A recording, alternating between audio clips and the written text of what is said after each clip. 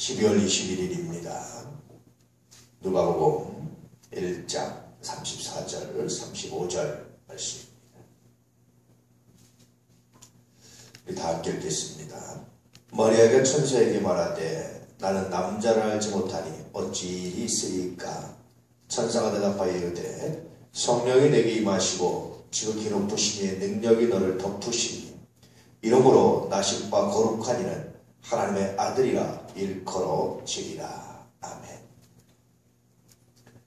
동정녀 탄생에 대한 그런 이야기입니다. 보편적으로 동정녀, 그러니까 처녀가 아이를 낳았다라는 건데요. 굉장히 놀랍고 신비한 하나의 사건이죠. 이게 동정녀 탄생이 필요했던 이유는, 동정녀 탄생을 하신 이유는 우리를 구원하시고자 하는 목적 때문입니다. 우리를 구원하시는데, 죄에서 구원하시는데 가장 중요한 전제 중에 하나가 죄가 없으셔야 됐어요. 그래서 하나님께서는 동정녀 탄생이라는 굉장히 놀라운 방법으로 성육신의 방법을 택하셨습니다. 이것이 주님의 탄생에 굉장히 중요한 의미예요. 왜냐하면 우리를 구원하시기 위해서는 정말 중요한 전제가 죄 없으신 분만이 우리의 죄를 대속하실 수 있기 때문입니다. 그래서 동정녀 탄생이라는 것은 다시 말하면 십자가의 죽음을 미리 계산한, 미리 예상한 십자가의 죽음을 위한 굉장히 중요한 탄생의 의미를 갖고 있다는 겁니다. 그래서 주님은 태어나실 때부터 삶에 대한 것이 아니라 죽음에 대한 준비를 하십니다. 손양원 목사님이 이런 말을 하고 순교의 장으로 사실 가신 건데, 나환자들을 다 태워서 6.25 때 공산당을 피해서 다른 곳으로 이제 이렇게 피난을 가면서 나환자들 중에 움직일 수 없는 중증 나환자들이 남아 있었어요. 다들 이제 피난가라고 이렇게 하는데, 손양원 목사님이 그 배에 사람들 다 태우고 자기도 타고 마지막 기도를 한 다음에 이런 말을 했습니다. 우리는 잘 살기 위해서 태어난 것이 아니라 잘 살기 위해 사는 것이 아니라 잘 죽기 위해 사는 사람이 그리스도입니다. 그리고 뛰어내리시고 배에서 다른 사람을 태워보내고 자기는 중증 나환자들, 움직일 수 없는 사람들, 그들과 함께 있다가 이제 공산당에서 순교를 당하신 겁니다. 예수님의 삶이 그래요. 예수님이 태어나신 것은 잘 살기 위해서가 아니라 십자가의 죽음을 위해서입니다. 잘 죽기 위해서 태어나신 거예요. 원래 우리 그리스도인들도 살아가는 이유 중에 하나가 뭐냐면 잘 살기 위한 것이 아니라 잘 죽기 위한 겁니다. 그리스도 안에서. 이것이 십자가 주님의 탄생, 성육신을 의미하고 성육신을 생각할 때 굉장히 중요하게 우리가 묵상하고 생각해야 되는 이유 중에 하나입니다. 예수님께서 이렇게 십자가의 죽음을 통해서 우리를 구원하시는데 그 방법 중에 하나가, 그 전제 조건 중에 하나가 바로 동정녀 탄생이었습니다. 그러므로 우리가 구원받았다라고 말할 수 있게 되었다는 거죠. 죄라는 것은 두 가지를 의미합니다. 두 가지가 있습니다. 첫 번째는 원죄가 있고 두 번째는 자범죄가 있어요. 동정녀 탄생을 하셨다라는 것은 원죄에서 자유로웠다라는 것을 의미합니다. 이제 그럼 주님은 삶을 통해서 뭐에서 또 자유로우셨습니까? 자범죄를 짓지 않으셨어야 됐다는 거예요.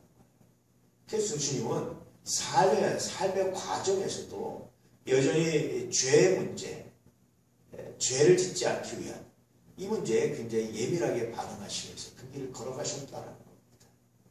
최후에 주님께서 죄를 짓지 않기 위해서, 자범죄를 짓지 않기 위해서 걸어가셨던 길 중에 하나는 철저하게 순종하심이었다는 겁니다.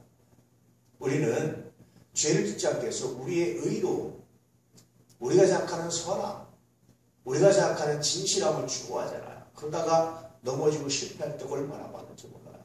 수많은 수도사들이, 기독교의 수많은 수도원에서 있었던 사람들이 자범죄를 짓지 않기 위해서 노력했어요. 그런데 한 사람도 자범죄를 짓지 않은 사람이 없었습니다.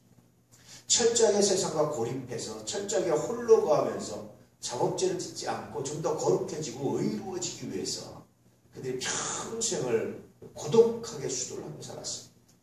그런데 주님은 그렇다고 따로 고독하게 떨어져 있지도 않으셨고 수도원에 들어가지도 않으셨고 그렇게 사람들과 접촉을 피하지도 않으셨고 오히려 죄인들과 어울리시면서 그분은 자범죄, 스스로 죄를 짓지 않는 그런 길을 걸어가셨습니다. 아마 이것은 제가 보기에 십자가에 순교당하는 것보다 더 큰 어려움, 더 큰 고난, 더 큰 힘든 일이 아니었을까 그런 생각이 들죠. 오늘 마리아와 천사와의 대화, 나는 남자를 알지 못하는데 어떻게 자녀를 낳을 수 있습니까? 라는 이 대화, 이걸 통해서 이루어진 주님의 동정녀 탄생, 이것은 실로 우리에게 굉장히 중요한 구원의 메시지를 전합니다.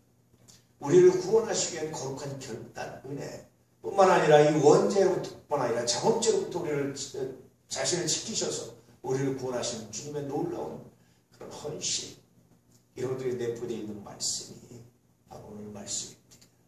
우리가 성탄절을 기념할 때 사실은 무조건 탄생을 축하하고 감사를 하고 기뻐 날뛸 수만 없는 이유는 바로 주님의 그 십자가의 길이 이 성탄에 내포되어 있기 때문에 그렇습니다.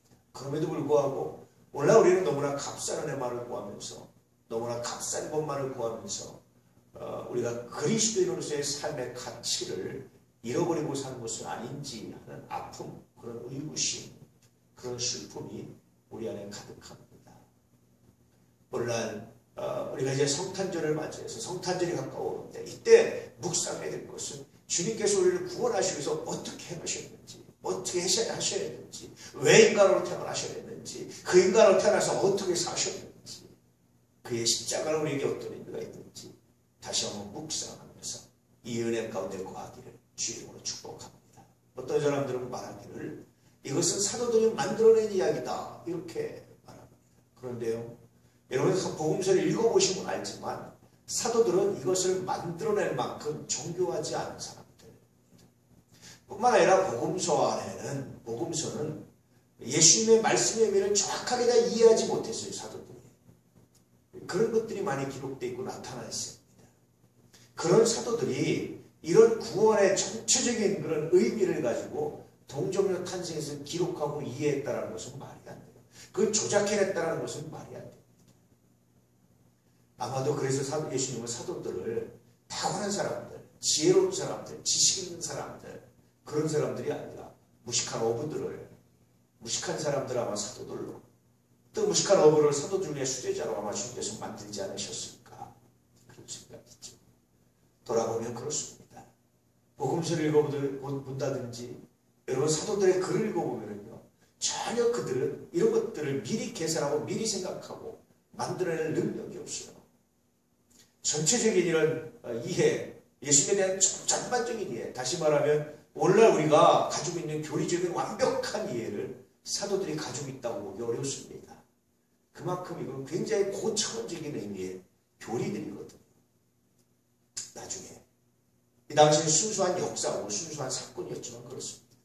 이런 걸 보면 이것은 사도들이 만들어낸 이야기가 아니라 주님께서 처음부터 계획하시고 이루셨고 사도들은 그저 보고 느낀 것을 증언하고 기록했던 굉장히 중요한 기록이었다라는 것을 우리가 알 수 있게 됐죠.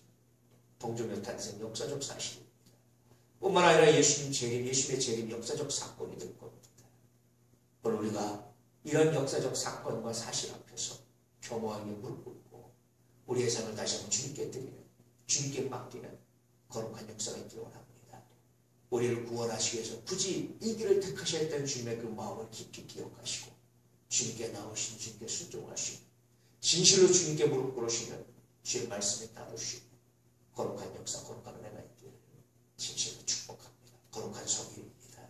날씨가 춥지만 눈 때문에 미끄럽지만 그러나 예배가 그것 때문에 막히지 않게